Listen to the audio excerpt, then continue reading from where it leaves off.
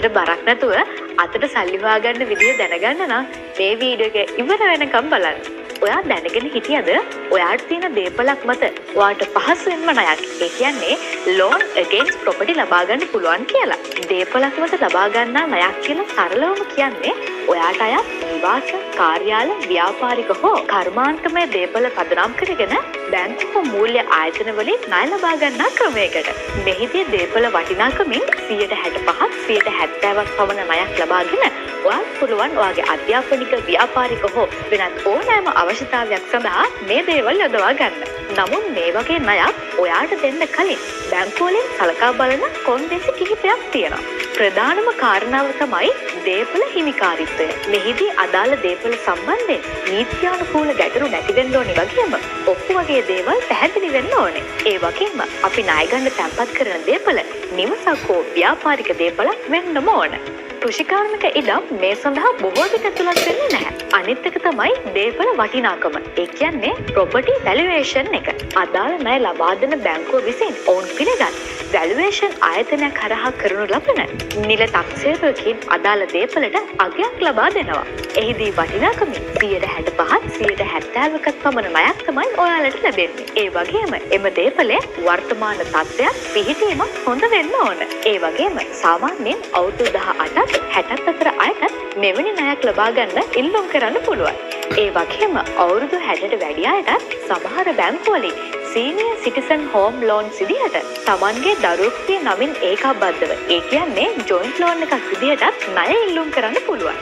මීට අමතරව ණය ලබා දෙන්න කලින් ඔයාගේ ආදායමත් ගෙවීමේ හැකියාවත් බලනවා. මෙවැනි ණයක් ලබා ගැනීම සඳහා අවම වශයෙන් රුපියල් 50,000ක වැඩිපක්වත් ඔබ සතු දිය යුතුයි කියලා මූල්‍ය ආයතන සහ සමහර බැංකු පෙන්නලා දීලා තියෙනවා.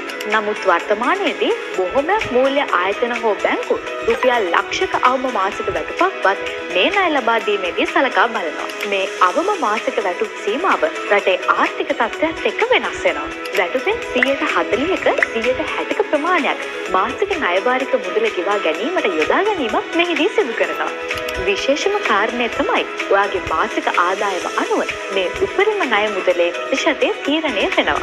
ඒ වගේම ණය ගෙවීමේ උපරිම කාල සීමාව අවුරුදු 15ක් 25ක් ලෙස බැංකුව අනුව වෙනස් වෙනවා. උදාහරණයක් විදිහට අපි හිතුවොත් ඔයාගේ වැටුප රුපියල් 50,000යි නම් උපරිම දේපල වටිනාකම මත මිලියන 2ක ණය මුදලක් තමයි ඔයාට ඉල්ලුම් කරන්න පුළුවන්. එතකොට ඔයාගේ රුපියල් 50,000ක වැටුපේ අවුරුදු 20ක් ඇතුළත ගෙවීමේ පොරොන්දුව මත මාසිකට රුපියල් 19,300ක් වගේ වාරිකයක් 10%ක පොලි අනුපාතයක් යටතේ ගෙවන්න සිද්ධ වෙනවා. හදිසියෙවත් ඔයාට ඒ ණය මුදල ගෙවන්න බැරි වුණොත් බැංකුවට ආරක්ෂාකාරී පියවරක් විදිහට තමයි ඒ දේපල තියාගන්නේ. ඒ වගේම බැංකුව විසින් සලකා බලන තවත් කොන්දේසියක් තමයි ඔයාගේ පෙර ණය ගෙවීමේ ඉතිහාසය. ඒ කියන්නේ ක්‍රිබ් රිපෝට්. පෙර ණය ගෙවීම අසාර්ථක නම් මේ වගේ ණයකට ඉල්ලුම් කරන එක ටිකක් සංකීර්ණ වෙන්න පුළුවන්. මේ වගේ ණය ලබා ගැනීමේ වාසි ගත්තොත් පර්සනල් ලෝන්ස් වලට වඩා අඩු පොලි අනුපාතයක් යටතේ ඒ කියන්නේ 10% ඉඳන් ඔයාලට ණය ලබා ගැනීමේ හැකියාවක් තියෙනවා.